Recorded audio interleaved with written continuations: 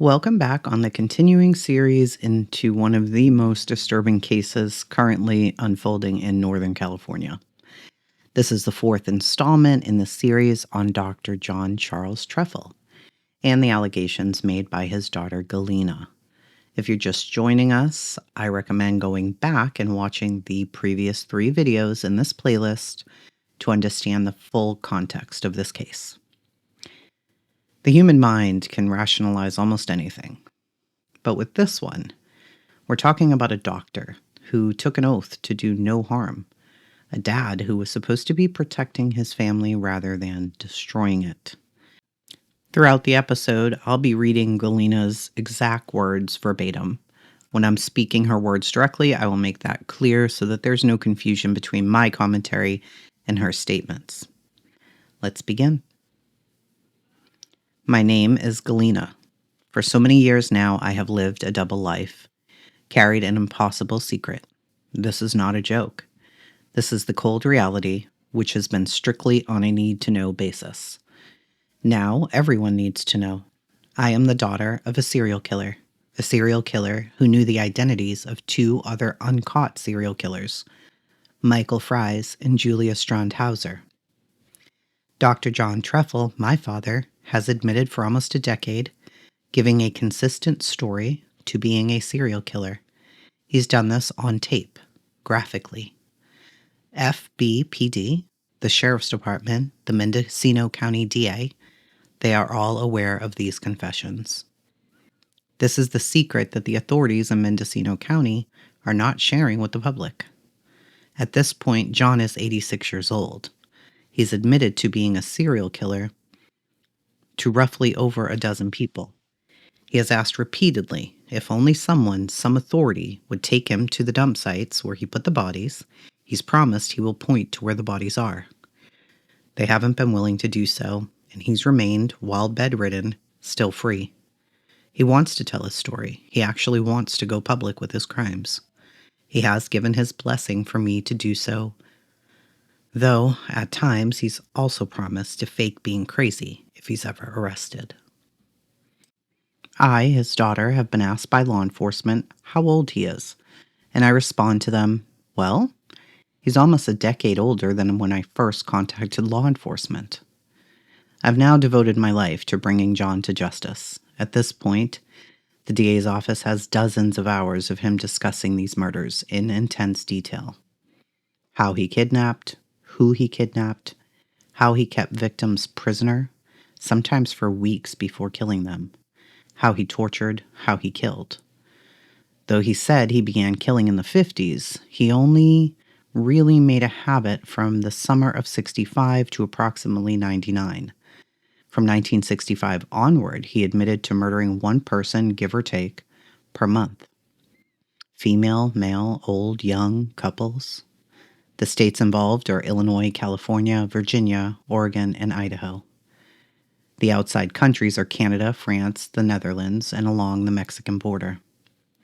Most killings occurred in California, with the specified counties being San Francisco, Marin, Alameda, Lake, Mendocino, Sonoma, and one unidentified county that shares the northern Mendocino border. Okay, if we use this timeline, the victim count here would make John Charles Treffel one of the most prolific serial killers in American history, potentially responsible for over 400 murders across decades and continents. That scale alone demands scrutiny. Why would authorities ignore confessions to crimes of this magnitude?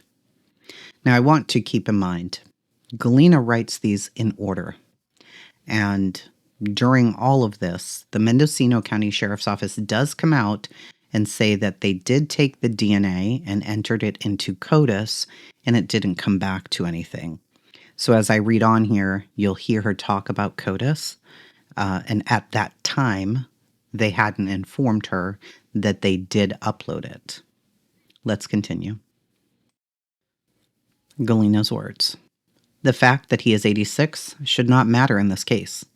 There is no statute of limitations on murder, and most importantly, he can give closure by saying where the bodies are. He murdered my grandfather and laughed about killing two of my great-grandparents. He murdered multiple other people that, as a small child, I had met back in the early 80s. When I realized he was a serial killer in January of 2012, I knew he'd gone under the radar. If I let that happen, he would probably never be caught. Instead, I decided to devote 13 years of my life to building a case for the prosecution so that these families of the dead could have the justice that they so deserve. The families deserve the opportunity to bury their daughters and sons, the opportunity while my father is still alive, so that they may stand in a court and give an impact statement. I have contacted every jurisdiction wherein John admitted to murder. I've spoken to and given lengthy interviews with law enforcement over 40 times. I've provided my DNA samples to law enforcement. At a great personal risk, I retrieved my father's diaries, wherein he discusses some of these murders.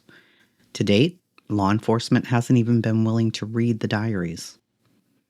I got 2 of the murder weapons, including a vial of strychnine that John used to keep in his medical bag. No one's been willing to take them into custody. Last year, I was able to convince my father to cough up a few of the specific gravesite locations. The bodies of undiscovered victims are located at several places on 13 curves on Highway 20, mainly between the 4.5 to 5 mile marker. Also on the Kamchi-Ukiah Road, John's Albion property, and at a murder cabin in Kamchi. He's acknowledged 2 other murder cabins located in Westport and Boonville. So Galina's story is continuing with claims that only become more elaborate. The diaries that document murders, vials of poison, multiple murder cabins, and exact locations of burial sites. Yet, she's claiming no authority has been willing to investigate these leads. This disconnect between the alleged evidence and law enforcement's reported lack of interest presents a mystery of this case. Is this the story of a daughter's desperate attempt to bring a monster to justice? Or is it something else entirely? In reading all of this, I can feel her passion in it, and she truly seems to believe what she's saying. Additionally, she posts entries from his diary for everyone to read. Let's continue. Galina's words. I asked law enforcement to put a wire on me. To date, they've not been willing to put a wire on me. I have been told that other, more recent cases take precedent over cold cases. They took John's DNA, but have not been willing to put it or my own volunteered DNA into CODIS. Pause here. Again, they have done that, and they recently updated that, and I cover that in another video. It's called an update on this case, and you'll find it in the playlist. Let's continue with Galina's words. Over the years, I built a posse, consisting of mainly 7 key people, with an additional dozen or so helpers, who have also devoted themselves to bringing John to justice. Warriors. And the strain has weighed in on all of them.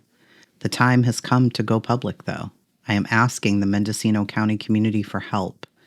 My father has repeatedly said that there were many victims who actually got away, some of whom were his patients. Hitchhikers mostly picked up from the Wiltis Junction, and tourists were his main victims in Mendocino County. He knew they wouldn't be missed. If you have information, please go to the Mendocino County authorities. I'm afraid that given the lack of DNA analysis, this case may not ever be solved without the surviving victims willing to come forward. In a subsequent post, Galina shares what she calls the story of Valkyrie Doe, allegedly one of her dad's last victims, and we're going to go over that. Galina's words. My name is Galina. I am the daughter of a serial killer. Whenever questioning my father about his murders, I always strove to retrieve information which may result in a victim being identified, either by finding a body or by learning a specific detail that police might be able to work with. John didn't like that. He loved to speak about how he murdered, but he truly disliked seeing the victims as people instead of objects. Physical descriptions were few and far between. Only a few were actually identified by name. One that had no name I call Valkyrie Doe, and this is her story. Valkyrie was the last hitchhiker that John ever picked up. It was either 1999 or 2000 when John convinced her to get into his white Silverado truck with rust spots. Valkyrie was supposedly in her early 20s with long blonde braids. She was standing outside a restaurant in Fort Bragg, California. He began to drive south with her. It was John's intent to hold her hostage in his subterranean tomb for some time before killing her. Somewhere between Fort Bragg and Albion, Valkyrie realized that John was a predator, and she fought back hard. She fought so hard, in fact, that she actually hurt him. John refused to say how, but she injured him so badly that he realized she had to be the last young woman he picked up. At this point, he was 60 years old and not as strong as he once was. Valkyrie almost got away. He killed her with his bare hands and disposed of her body before going home. With this story of Valkyrie, it contains enough specific detail that could potentially be verified. A white Silverado truck with rust spots, a location in Fort Bragg, and the timeline of 99 to 2000. Yet it includes elements that seem dramatically constructed. The unnamed victim given a powerful Norse moniker, the subterranean tomb, the final battle that leads to the predator's retirement. The narrative feels almost too perfect, blending in with concrete details. So these are kind of the posts that make me wonder. But I also keep in mind that Galina is a published author, so she does have a flair for writing, and perhaps this is just how she tells a story. Let's continue. Galina's words. In the grotesque sadness of this case, Valkyrie's bravery and strength must be remembered. The last thing she did on this earth was beat down a serial killer so badly that other young girls, other hitchhikers, were not picked up by him. She lost her life, but she saved the lives of others. John refuses to say where her body is. In the next post, Galina addresses questions about her background as a writer, which may explain both her storytelling abilities and raise questions about the veracity of her claims. Let's read what she had to say about this. Galina's words. This question keeps coming up. Yes, I am a writer. I am hypergraphic autistic. I don't socialize well. I am not a very good speaker. I often stutter. My expression has always come through writing. I was what my teachers called a child prodigy. I wrote my first novel when I was 13. Probably a lot of people that I went to school with will remember that. I was writing books as a teenager. That's what I always wanted to do with my life, and I don't hide or apologize for it. I've been published in 2 languages and in publications from the US, India, Czechia, and Hungary. I've received a couple of very crappy awards. I've been in somewhere between 50 and 100 anthologies, and I stopped counting. Before I knew what my father was, I'd published a book on slavery in Eastern Europe. I had a lot more books that I wanted to publish, but they're effectively collecting dust now, because everything in my life got put on hold to catch a serial killer. Frankly, all that I wanted to do was hide after I found out what he was. I didn't want people to read my books, look at them, and guess about my background in child abuse, because it shows. Obviously, if you know who my father is and what he did, pain that I went through from my abuse comes out in my writing, even if my books are fiction. That's why my slavery book is no longer available. That's why, despite being ordained, I don't pursue employment as a rabbi. The case matters more than anything. My dream is that law enforcement says to me, "Ma'am, step back. We're going to take it from here." Then I hope I can go back to writing, probably under a pen name, the things that I want to do. I can pursue the personal dreams which I have put to the side. FYI to the non-writers out there, being a writer is like being an artist. The pay is lousy. Seriously, Safeway checkers make more money by far than your average writer. The true crime genre doesn't pay squat. I have 100 writer friends, and none of them have gotten rich yet. That's not why I'm pursuing justice against my father. I'm doing it because he was repeatedly investigated by a number of different agencies starting back in 1962. None of them have been able to catch him so far. I'm trying to do my part, which I am morally bound to do, to ensure they have what they need to catch him, and I won't stop until they do. In this, we see Galena addressing potential accusations about her motives, specifically that she could be fabricating or exaggerating her claims for some type of financial or literary gain. She dismisses this possibility by emphasizing the poor financial returns of writing, especially in true crime. Yet her closing statement raises a new question. If her father was repeatedly investigated by different agencies since 62, there should be some type of substantial official record of any of these investigations, other than one that we've gone over about his medical license, because these were spanning decades. My name is Galena. I am the daughter of a serial killer, and I need your help. I understand law enforcement has officially put out a statement that there is no actual evidence in the diaries of the murders. I'm now going to share the name of one of my father's victims. I had no intention to make specific victims' names public because it will always be my hope that law enforcement will spare the families that public dose of awful and inform them privately in an in-person safe space. That not necessarily being the case changes things. I first contacted Charlottesville PD almost a decade ago to share the information that John's diary had a patient named Midget, Midgett, who died because of him in Virginia in 1979. I was told by PD this information was too vague in order to discover the victim's identity. I was blown off.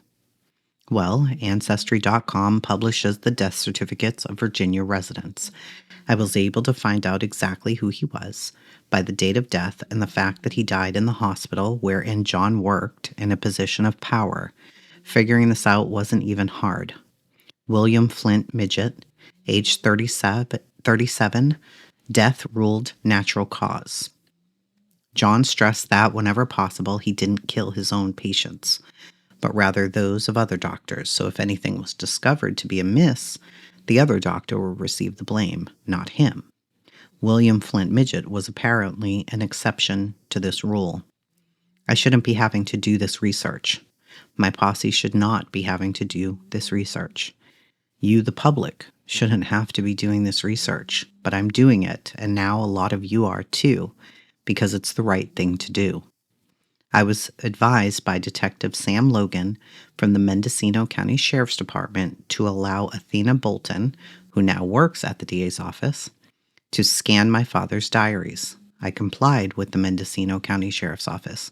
I did what I was told. I handed them over. Saying that they are of no evidentiary value baffles me. I am Galena. My father is a serial killer. As to the continued speculation about our relationship, I think this one diary entry sums it up pretty well. Galena, would I rape or murder you? I don't know. The photograph below is from around the time when he was mulling over killing me. I only found out about his ambivalence after he admitted to being a serial killer. I would like to point out that the date written on the page at the top is not John's handwriting. It's my mother's. She knew. So not only was Galena living with a man she claims she's a serial killer, but if this is true, both of her parents were well aware that she was in danger. My name is Galena. I am the daughter of a serial killer, John Charles Treffel. One of the murders that my father admitted to was that of Barry Pinder. This is one of the rare murders that John described in vivid detail in front of both me and Athena Bolton, who now works at the DA's office. In 1974, John claimed he went to McCarricher State Park. Whether this was with the intention to stay at the park or murder someone, I don't know. He spent a lot of time camping out on beaches, in the woods, and at reservoirs. In addition to hitchhikers, John claimed that a large number of his victims were out of town campers that would set up camp far back in the woods, poor people that stayed away from the campgrounds in order to save money. There was a lot of that going on in the 60s and 70s in Mendocino County. I do remember vaguely him taking me to campgrounds when I was very little, maybe 4 or 5. He would disappear, leaving me to walk around by myself, and I would wait hours, not knowing when he'd be back. John later told me that he decided killing at McCarricher was definitely a bad idea because it was far too populated and he could have easily gotten caught. On this particular occasion in '74, John stated he was at the campground with a buddy of his, John Shandell. Shandell was a known figure in the construction business. According to John's story, there was some degree of tree trimming or removal that Shandell was providing in the area when this murder happened. The two men were interacting with Pinder. Both Johns were drunk. At some point, John claimed that Shandell attempted a physically intimate moment with Pinder. I do not recall if John said that Shandell was present for what happened next or not. The DA's office has the tapes.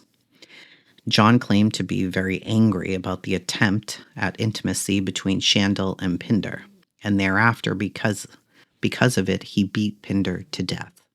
At no point did John claim any degree of bodily contact with Pinder. It was John's confession to Pinder's murder which resulted in the Mendocino County Sheriff's Department getting a warrant for John's DNA. I was present for that. I will never forget how pissed off John looked when Detective Logan repeatedly called John Mr. Treffel rather than Dr. Treffel. The DNA did not come back as tying to John at the scene, but it wouldn't. John never claimed to have touched Pinder with his body or in any other way, or that he left any DNA at the scene. The story of John's interaction with Pinder could have been confirmed by John Shandell, but I was told that the sheriff's department stated Shandell was already dead, so he could not be questioned. They were wrong. Shandell didn't die for at least 6 months after the DNA was taken. So as far as I'm aware, Shandell was never questioned at all. This is so botched, and the Pinder family still has no justice. Barry Kirk Pinder was age 21, 6'1", blonde hair, cause of death, blunt force trauma, found June 18, 1974 at McCarricker State Park in California, MCSOK 74-41358. What we are now hearing from Galena are no longer vague accusations or suspicions. These are specific names with real locations and dates, official case numbers. She's not just sharing memories. She's trying to build a public record. And she's calling out their failures, alleging cover-ups, and naming the victims. She's also doing the work that law enforcement, according to her, has not done. Whether you believe every word or you remain skeptical, one thing's clear. This story is evolving in real time. It's impossible to ignore. She's handed over the diaries. They've given up DNA. She's identified and has murder weapons. She's provided names to law enforcement. And yet, she says, no one is acting. And the question is, why? Is there some lack of evidence or red tape? Do they simply not believe her? Do they think John will die soon and it won't matter? Is there something deeper here? Has it been neglected for so long that they're afraid about reputation? Maybe discomfort at taking down someone who once was prominent in the area. I don't know. We'll explore more of Galena's posts in episode 5. She has some shocking claims coming up. So if you'd like to hear more, go to the playlist titled Galena Truffle and leave me your thoughts and theories in the comments. This case is far from over.